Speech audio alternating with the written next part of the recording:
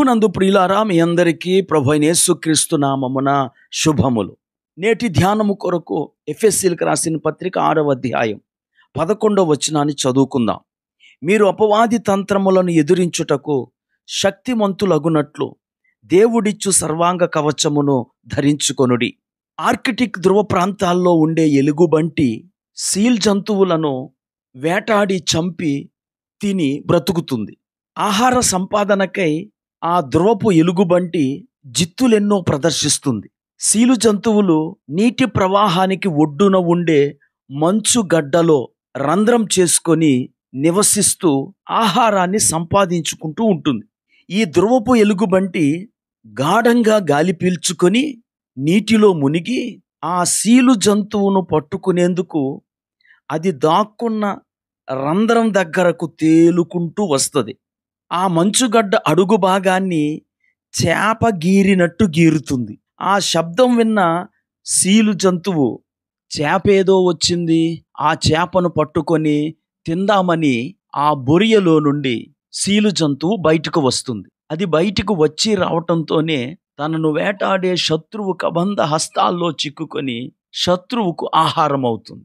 ప్రియులారా, అపవాది కూడా ఇలాగే మనలను ఆకర్షించి పాపములో పడగొడతాడు. పాపానికి ముసుగు వేసి హాని లేని ఆనందంగా కనిపించే ఎరగా చేస్తాడు. మనము ఆ శోధనకు లొంగిపోయినప్పుడు వాడి వలలో చిక్కుకుపోతాం. ప్రకటన గ్రంథం 12వ అధ్యాయము 9వ వచనంలో అపవాది సర్వలోకమును మోసపుచ్చువాడు అని చెప్పబడింది. ఈ అపవాదికి మానవ జాతి ఆది నుండి ఇప్పటి వరకు అనేకులను శోధించి పాపములో పడగొట్టిన అనుభవం ఉంది. అందుకే దేవుని బిడ్డలు దేవుడిచ్చిన సర్వాంగ కవచమును ధరించుకోవాలని అపోస్తులైన పౌలు సూచిస్తున్నాడు. మనము దేవుని యొక్క కవచాన్ని ధరిస్తే ఆ కవచములో ఒక భాగమైన విశ్వాసపు డాలు దుష్టుని యొక్క అగ్నిబాణాలన్నిటినీ ఆర్పివేస్తుంది. ఈ మాటలు వింటున్న నా ప్రియ స్నేహితులారా, దేవుని వాక్యమనే సత్యాలను ధ్యానిస్తూ దేవుని ఆత్మ మీద మనము ఆధారపడినప్పుడు నిజంగా మనలను సంతోషపరిచే వాటికి, మెరుస్తూ మనలను శోధనలో పాపములో పడగొట్టే వాటికి మధ్య గల భేదాన్ని తెలుసుకోగలం. మనల్ని తెలివి తక్కువ వారిగా చేసే అవకాశము సాతానుకు ఇవ్వకుండా ఉందాం. అపవాది జిత్తులు మారి మోసగాడు అల్లుతాడు అబద్ధాన్ని ఆకర్షణీయంగా. మననం చేసుకుంటే దేవుని మాటల్ని చిత్తు చేయగలం వాడి జిత్తులన్నీ. ప్రార్థన చేసుకుందాం.